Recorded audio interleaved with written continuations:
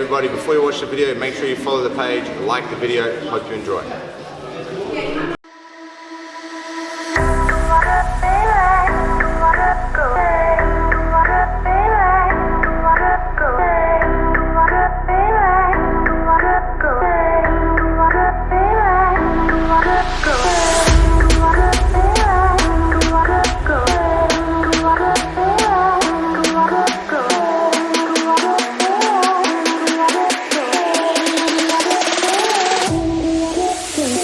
Have fun, you know what I mean? So you tweak your brain into. I don't know about that, man. I don't think it's ever fun. I don't think it's ever truly fun. I think the experience after winning is fun. Yeah, it is. I think the dopamine hit of winning and succeeding is fun. I don't think the experience is fun.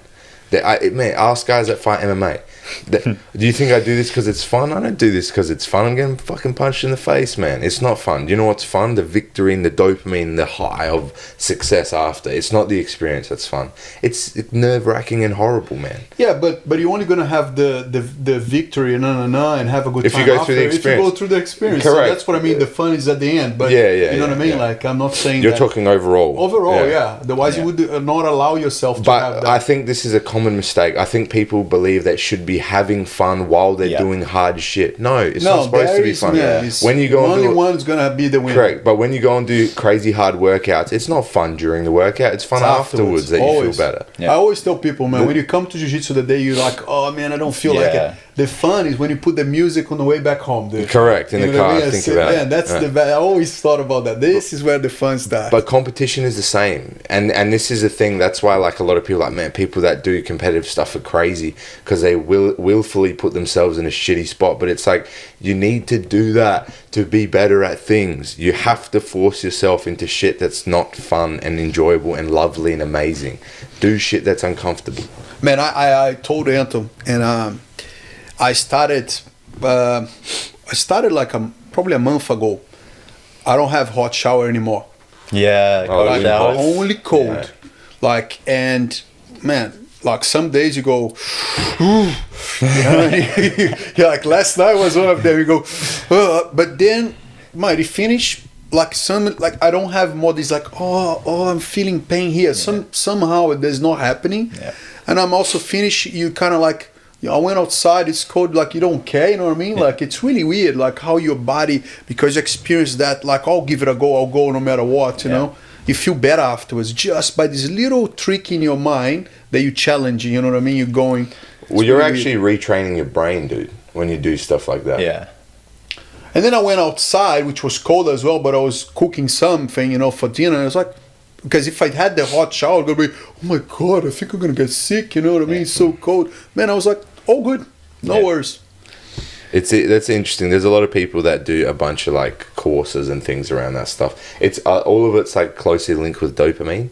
So like Eddie Foster, who's been on the podcast before, he's been talking about it a lot because he's listened to a bunch of podcasts around this stuff. But like even that situation of like having a cold shower, that like anxiety response to like, oh, this is going to be uncomfortable, and putting yourself through hard stuff and then feeling good after it gives you a massive spike in dopamine naturally.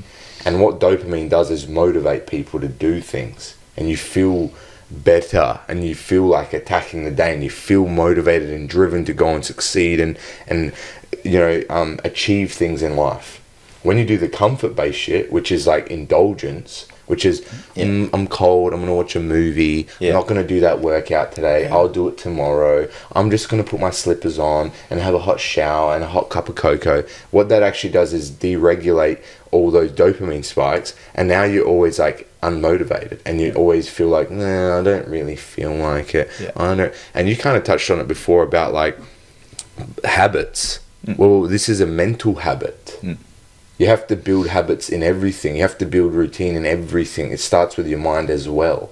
So when you put off that workout, you're retraining your brain to accept that from yourself, or you're retraining your brain to be less motivated. To always have an excuse. And when you go and do these little things, correct, you actually train your brain in the opposite. And that's the same with competing. That's why we always say this at the end of all competitions and classes and stuff. It's like, even if you didn't win, the fact that you went there and competed is important. Yeah. Good for you. That's the victory in itself, because you did something to go and actually push yourself to improve. You did something to create more motivation, and have a look at the people that lost. They're the ones all here coming back the day after, 3, 4, 5 days in a row, that want to train and get better, because now they have motivation to do more. When the people that don't compete, they're the ones that when it's too cold, they don't turn up.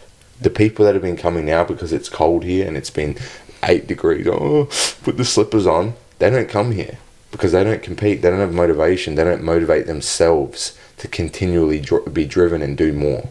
You have to act to have that happen. Just like you're having cold showers, just like you entered a competition and now you want to train more, and you come into the trainings more, and you come into the trainings more, and you're fixing whatever injuries you have and doing yoga and doing all that stuff. It all starts though with retraining your brain as well by doing all this stuff. You know? And man, you save water. Jesus Christ. Yeah, it's a 30-second never goes so quick. You save water, you save soap, you save everything, man. It's just so quick. Hey guys, thanks so much for watching the video. If you haven't yet already, make sure you subscribe, like, and again, go and check us out on Facebook, on Instagram, like all our platforms. Give us a follow at bjj.101 on Instagram, and go and check out bjj101.com.au to access the full video library.